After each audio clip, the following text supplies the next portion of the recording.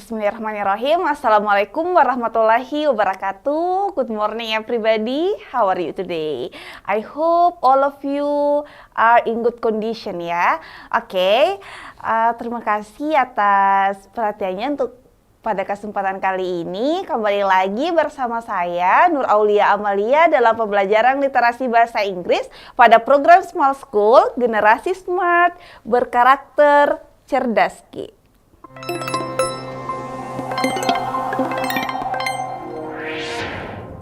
Nah, untuk menjawab pertanyaan yang ketiga ini ternyata sudah beda teks ya adik-adik ya. Di sini kita lihat, oke, apa yang menjadi pertanyaannya? Nah, pertanyaannya adalah, what is the relationship between the ideas in paragraph 2 and 3? Nah, ini tadi polanya sama ya.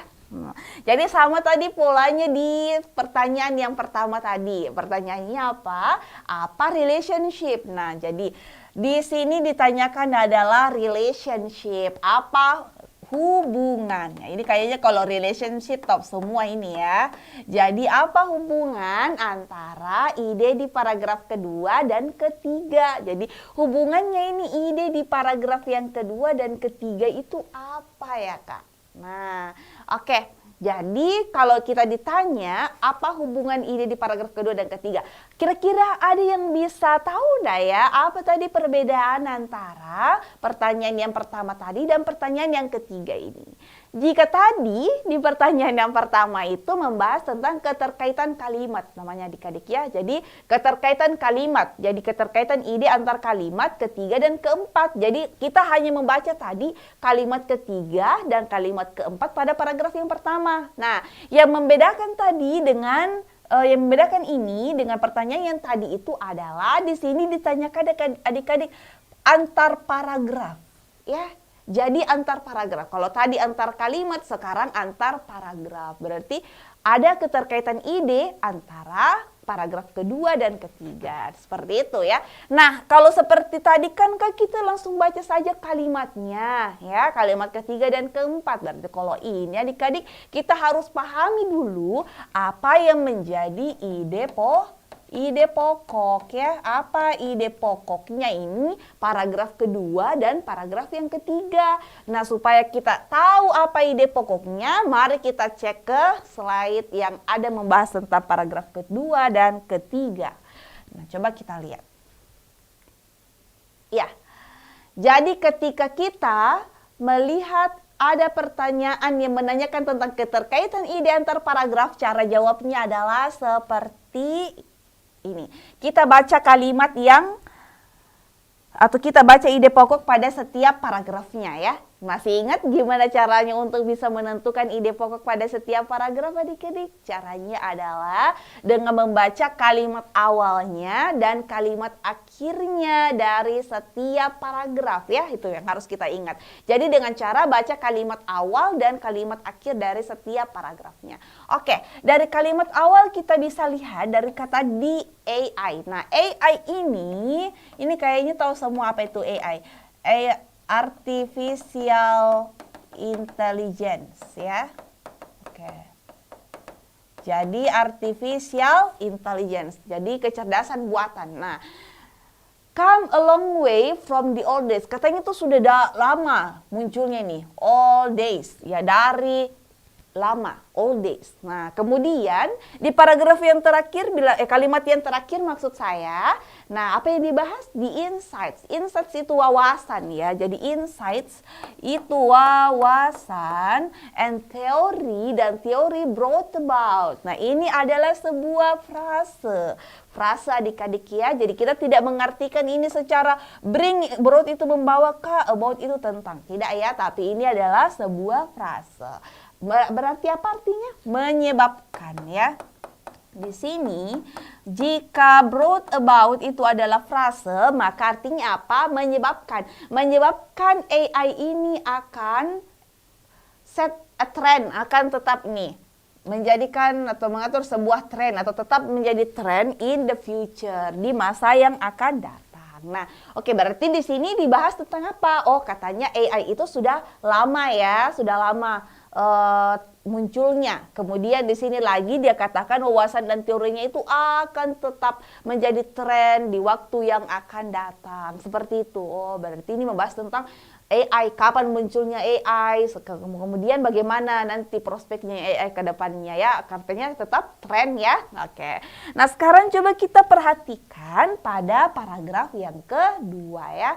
Pada paragraf yang ketiga. Nah, pada paragraf yang ketiga sama seperti tadi adik-adik, kita bisa baca kalimat awalnya ya, paragraf yang pertama. Nah, katanya di sini apa? The current products, jadi produk yang current itu berarti yang terbaru ya, current ya, terbaru. Produk yang terbaru are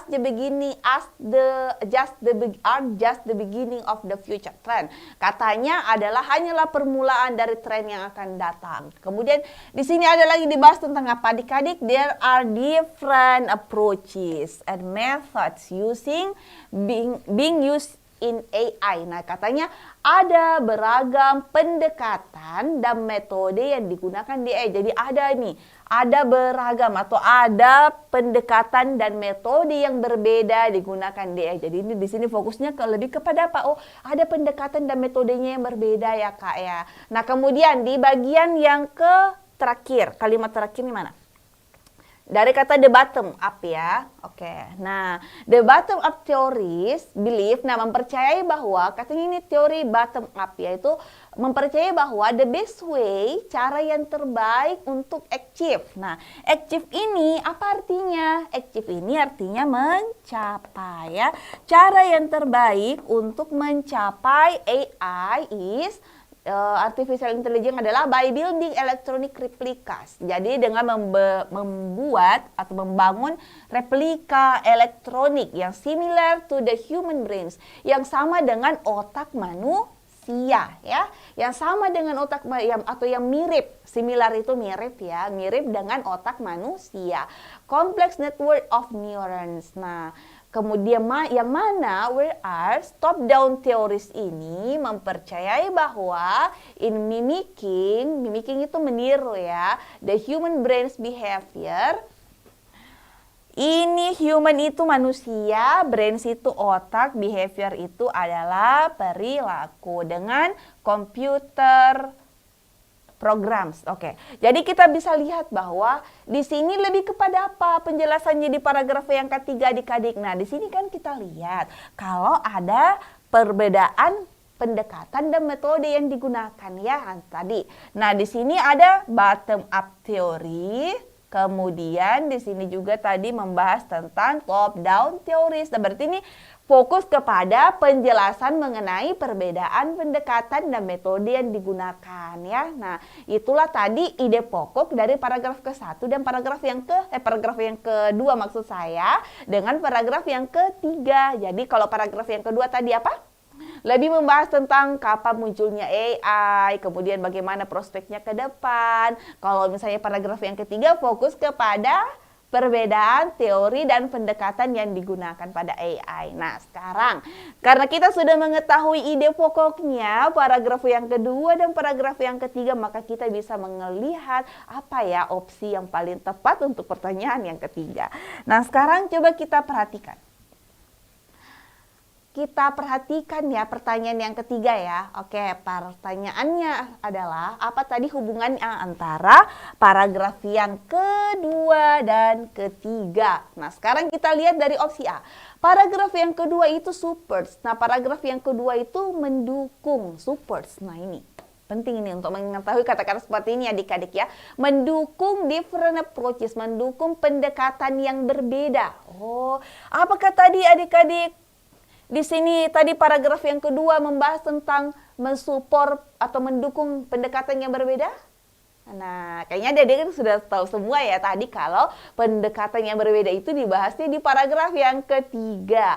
Jadi ini opsi A itu kurang tepat gitu ya. Ingat tadi caranya yang kita pelajari di pertanyaan pertama tadi. Nah, jika kita menjawab soal ideas relation ini, kita bisa baca dulu kalimat pertamanya pada opsi ya. Jika kalimat pertamanya pada opsi saya sudah salah, berarti kalimat seterusnya itu juga pasti salah adik-adik ya. Jadi kalau kita sudah baca paragraf kedua mendukung pendekatan yang berbeda, padahal tadi kita bacanya tidak ada yang membahas tentang pendekatan yang berbeda di paragraf yang kedua, berarti opsi A ini tidak tepat ya. Nah, sekarang kita lihat bagian B. The author provides. Nah, penulis itu provides the background of AI. Menyediakan ya. Menyediakan background, menyediakan latar belakang dari AI di paragraf yang kedua. Apakah seperti itu latar belakang? Nah, oke. Bisa saja ya, karena tadi dibahas tentang kapan munculnya AI, sudah lama katanya ya. Nah, oke, ini bisa. Kemudian dan result of AI development in paragraf ketiga. Nah, apakah tadi di paragraf ketiga ini adik-adik ada membahas tentang hasil dari perkembangan AI? Oke, kayaknya tidak ya. Jadi ini juga tidak tepat. Karena yang mana salahnya di sini? Karena paragraf ketiga tidak membahas tentang hasil perkembangan AI. Oke, di bagian C coba kita lihat ya. The brief of definition of AI, C. The author presents. Nah, jadi penulis itu presents. Apa itu presents adik-adik? Kalau presents itu artinya mempresentasikan. Jadi author itu presents, menyajikan bisa juga. Jadi kalau profess tadi itu apa tadi? Menyediakan ya. Sedangkan presents itu apa artinya? Menyajikan ya. Oke, jadi penting untuk adik-adik tahu kata-kata seperti ini ya. Tadi supports itu apa? Supports itu mendukung. Jadi ini kata-kata seperti ini penting untuk adik-adik tahu dan hafal ya. Oke, jadi di sini penulis itu menyajikan brief overview. Brief overview. Brief itu artinya apa adik-adik? Singkat ya, singkat. Sedangkan overview itu apa? Overview itu artinya gambaran ya. Jadi overview artinya gambaran. Jadi kalau misalnya digabung ke brief overview berarti gambaran singkat, menyajikan gambaran singkat dari AI di paragraf yang kedua. Apakah seperti itu? Ya, bisa jadi ya. Karena di paragraf kedua membahas tentang kapan datangnya AI, kemudian prospeknya untuk ke depan katanya tetap tren. Nah, seperti itu adik-adik. Jadi bisa ya, ini bisa, penulis menyajikan gambaran singkatnya dari AI. Jadi prospeknya ke depan tetap tren. Nah, bagaimana dengan selanjutnya? Follow by different theories, diikuti oleh teori yang berbeda ya. Tadi teori yang berbeda di paragraf yang ketiga. Oh, ini benar nih adik-adik ya. Tadi di paragraf ketiga membahas tentang teori atau pendekatan, sama aja ya adik-adik ya. Jadi teori atau pendekatan yang berbeda di paragraf yang ketiga. Jadi ini bisa kita keep ya, dan kemungkinan besar jawabannya adalah opsi C. Tapi kita lihat dulu opsi D dan opsi E. Opsi D, the brief definition of AI. Oh, apa tadi brief?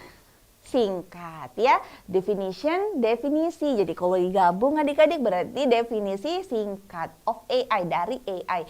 Elaborated. Nah, elaborated ini bisa diartikan dielaborasi, bahasa ya Indonesianya itu dielaborasi ya, tapi bisa diartikan dijelaskan. Nah, dijelaskan bisa juga seperti itu.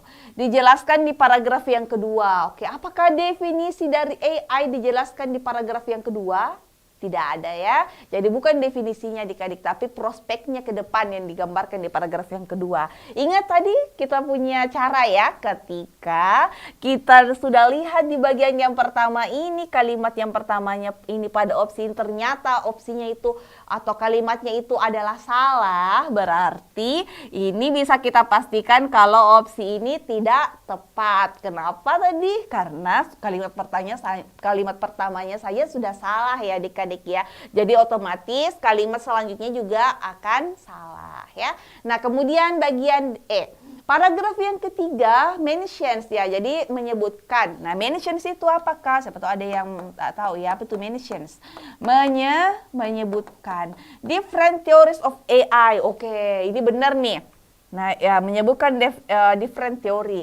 Tapi to contrast the ancient and current development. Tapi di sini yang membuat salah apa adik-adik? Kontras. Tahu apa itu kontras? Kontras itu artinya berlawanan. Berlawanan dengan ancient itu berarti yang dahulu atau punah bisa juga ya. Punah. And current itu adalah terbaru. Nah, sedangkan development itu apa artinya? Perkembangan. Oke. Ini di kalimat pertamanya sudah benar ya. Paragraf ketiga itu membahas tentang perbedaan teori.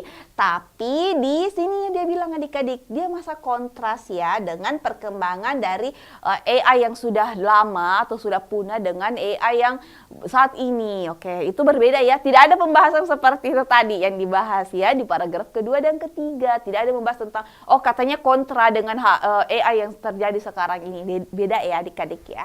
Jadi ini juga kurang tepat. Nah, jadi berdasarkan yang tadi yang kita baca, ide pokok paragraf yang kedua dan ketiga, apa yang menjadi hubungannya adalah opsi C. Berarti keterkaitan idenya ada di opsi C ya. Paragraf kedua membahas tentang gambaran singkat, sedangkan paragraf yang ketiga membahas tentang teori yang berbeda. Oke.